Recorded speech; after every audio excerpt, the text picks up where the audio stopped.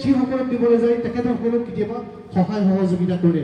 মই আশা কৰিম তেখেতসকলক আপোনালোকে মৰম আৰু আশীৰ্বাদ দিয়ক। ভৱিষ্যতে আপোনালোকে এই যেনেধৰণে কাম কৰিছে এই কামখিনি এই অঞ্চলৰ কাৰণে বুলিয়ে নহয়, চামগুৰি বৃহৎ অঞ্চলৰ কাৰণে নহয়, এই অঞ্চলৰ যিমান শিৱসাগৰ জিলাৰ ভিতৰত অসমৰ ভিতৰত যোৰহাট ডিব্ৰুগড় বিভিন্ন প্ৰান্তত তেখেতসকলে তেজ দিবৰ কাৰণে গৈছে।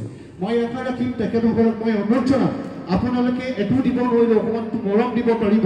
গোটেইকেইজন ষ্টেজত তেখেতসকলক আঁঠু কৰি মই অকণমান আঁঠু কৰিবৰ কাৰণে অনুৰোধ জনাইছোঁ, অকণমান সেৱা কৰিবৰ কাৰণে অনুৰোধ জনাইছোঁ। আপোনালোকে মৰমত এবাৰ হাত চাপৰ মাৰিব পাৰিছে, সকলোকে বহি দিবলৈ অনুৰোধ কৰিছোঁ। লগতে কৈছোঁ এইখন খেলপথাৰ নহয়, আমি দেখিছোঁ এই মুখৰ আগতে এটা নামঘৰ আছে, আপোনালোকে সকলোৱে জানে অস্থায়ী খেলপথাৰ, সৰু সৰু ল'ৰা ছোৱালীয়ে খেলপথাৰ খেল খেলি থাকে। এইকেইদিন যদি এই তিনিটা নিশাৰ ভুল ভ্ৰান্তি হ'ব পাৰে, মুখৰ আগত নামঘৰ এটা আছে, মই সকলোকে হৈ আপোনালোকৰ ওচৰত ক্ষমা প্ৰাৰ্থনা বিচাৰিছোঁ আৰু সকলোকে আত্মকাৰী ঘৰত ল'বৰ কাৰণে মই আপোনালোকে পূৰ্ণাই দিবলৈ অনুৰোধ জনাইছোঁ, সকলোকে পূৰ্ণাই দিবলৈ অনুৰোধ জনাইছোঁ আৰু আপোনালোকৰ এটা জোৰে হাত চাব বিচাৰিছোঁ। ধন্যবাদ।